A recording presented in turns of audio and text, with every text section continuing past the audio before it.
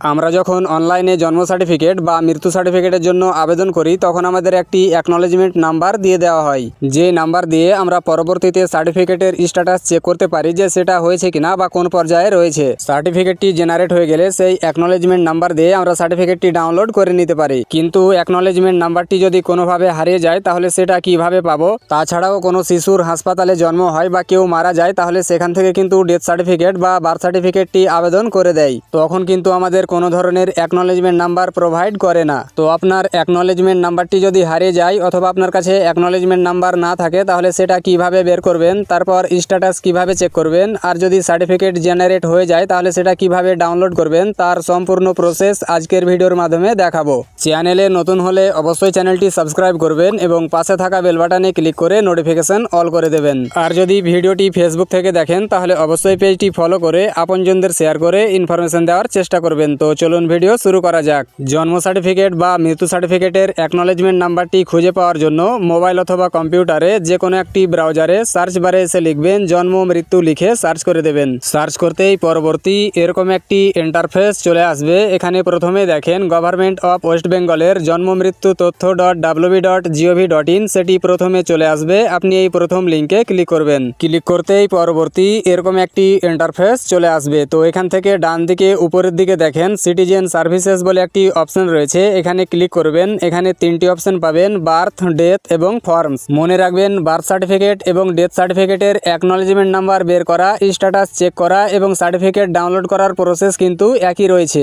আপনি যদি ডেথ সার্টিফিকেটের অ্যাকনলেজমেন্ট নাম্বার বার করতে চান তাহলে ডেথে ক্লিক করবেন, আর যদি বার্থ সার্টিফিকেটের চান তাহলে বার্থে ক্লিক করবেন। আমি যেহেতু বার্থ সার্টিফিকেটের অ্যাকনলেজমেন্ট নাম্বার চাই তাই বার্থে ক্লিক করব। তারপর নিচের দিকে দেখেন নো ইওর অ্যাকনলেজমেন্ট বা সার্টিফিকেট নাম্বার, এখানে ক্লিক করব।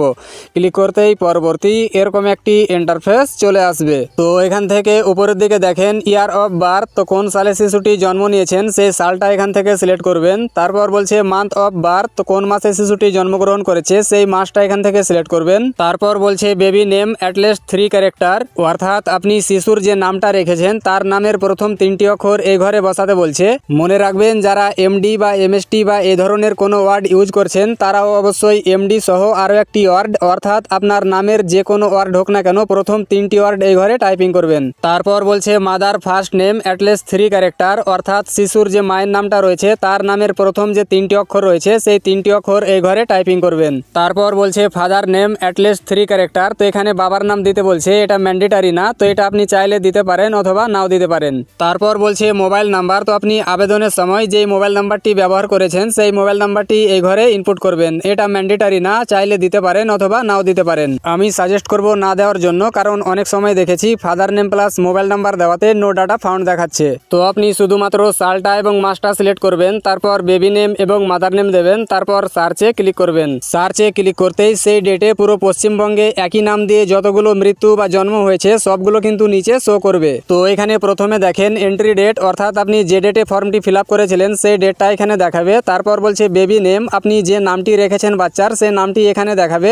তারপর বলছে মাদার নেম, বাচ্চার মায়ের নাম যেটা রয়েছে সেটা এখানে দেখাবে। তারপর বলছে ফাদার্স নেম, বাচ্চার বাবার নাম যেটা রয়েছে সেটা এখানে দেখাবে। তারপর বলছে ডেট অফ বার্থ, বাচ্চার জন্ম তারিখ যেটা রয়েছে সেটা এখানে দেখাবে। তারপর বলছে প্লেস অফ বার্থ, যে হাসপাতালে জন্ম হয়েছে সেই হাসপাতালের নামটি এখানে দেখাবে। তারপর বলছে অ্যাকনলেজমেন্ট নাম্বার, তো যে অ্যাকনলেজমেন্ট নাম্বারটি হারিয়ে গেছে বা পাচ্ছেন না সেই অ্যাকনলেজমেন্ট নাম্বারটি এখানে শো করবে। তারপর বলছে সার্টিফিকেট নাম্বার, তো আপনার সার্টিফিকেটটি যদি জেনারেট হয়ে যায় বা অ্যাপ্রুভ হয়ে যায় তাহলে সার্টিফিকেট নাম্বারটি এখানে দেখাবে, আর যদি সার্টিফিকেটটি অ্যাপ্রুভ না হয় তাহলে এটা ব্ল্যাঙ্ক দেখাবে। তারপর বলছে মোবাইল নাম্বার, তো আপনার রেজিস্টার্ড মোবাইল নাম্বারটি ফার্স্ট 3টি এবং লাস্ট 3টি সংখ্যা এখানে দেখাবে। তারপর বলছে current status, digital signature attach, আপনার সার্টিফিকেটটি হয়ে গেলে ডিজিটাল সিগনেচার অ্যাটাচ দেখাবে। আর যদি সার্টিফিকেটটি না হয় তাহলে কি অবস্থাতে রয়েছে সেটা এখানে শো করবে। অথবা সার্টিফিকেটের স্ট্যাটাসটি চেক করার জন্য এখান থেকে যে অ্যাকনলেজমেন্ট নাম্বার রয়েছে সেটা এখান থেকে কপি করে নেব। কপি করার পর এখান থেকে পপ আপটি কেটে দেব। তারপর আবারও এখান থেকে সিটিজেন সার্ভিসেসে ক্লিক করব।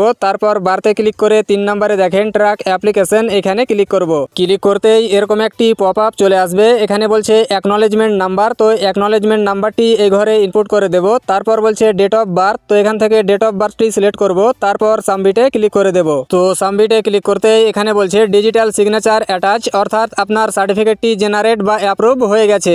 আর যদি এখানে সাবমিটেড বা সেন্ড টু হসপিটাল বা কি অবস্থাতে রয়েছে সেটা এখানে দেখিয়ে দেবে। তো সার্টিফিকেট সার্টিফিকেটটি যদি জেনারেট বা অ্যাপ্রুভ হয়ে যায় তাহলে কিভাবে ডাউনলোড করবেন চলেন দেখে নিই। ডাউনলোড করার জন্য এখান থেকে আবারও পপআপটি কেটে দেব। তারপর এখান থেকে আবারও সিটিজেন সার্ভিসেসে ক্লিক করব। আপনি যদি বার্থ সার্টিফিকেট ডাউনলোড করেন তাহলে বার্থে ক্লিক করবেন, আর যদি ডেথ সার্টিফিকেট ডাউনলোড করেন তাহলে ডেথে ক্লিক করবেন। আমি যেহেতু বার্থ সার্টিফিকেট ডাউনলোড করতে চাইছি তাই বার্থে ক্লিক করে এখানে দেখেন ডাউনলোড সার্টিফিকেট, এখানে ক্লিক করব। ক্লিক করতেই এখানে বলছে এন্টার অ্যাকনলেজমেন্ট বা সার্টিফিকেট নাম্বার। তো অ্যাকনলেজমেন্ট নাম্বার বা সার্টিফিকেট নাম্বারটি ইনপুট করার পর সার্চে ক্লিক করবেন। ক্লিক করতেই আপনার সার্টিফিকেটের সাথে রেজিস্টার্ড মোবাইল নাম্বারে একটি ওটিপি পাঠানো হবে। সেই ওটিপিটি এই এন্টার ওটিপি ঘরে ইনপুট করবেন, তারপর সাবমিটে ক্লিক করবেন। সাবমিটে ক্লিক করতেই আপনার সামনে এরকম একটি ডাউনলোড বাটন শো হয়ে যাবে। তো এখান থেকে ডাউনলোডে ক্লিক করবেন। ডাউনলোডে ক্লিক করতে সার্টিফিকেটটি দেখেন যে ডাউনলোড হয়ে গেছে। তো সার্টিফিকেটটি এখান থেকে ওপেন করে দেখাচ্ছি। তো দেখেন যে সার্টিফিকেটটি ডাউনলোড হয়ে গেছে। তো আপনার কাছে যদি অ্যাকনলেজমেন্ট নাম্বার না থাকে তাহলে কিভাবে নাম্বার বের করবেন, কিভাবে স্ট্যাটাস চেক করবেন, কিভাবে ডাউনলোড করবেন তার সম্পূর্ণ প্রসেস কিন্তু দেখিয়ে দিলাম। ভিডিওটি যদি ভালো লাগে তাহলে অবশ্যই শেয়ার করবেন, আর আপনি কোথা থেকে ভিডিওটি দেখছেন অবশ্যই কমেন্ট বক্সে লিখে জানিয়ে দেবেন।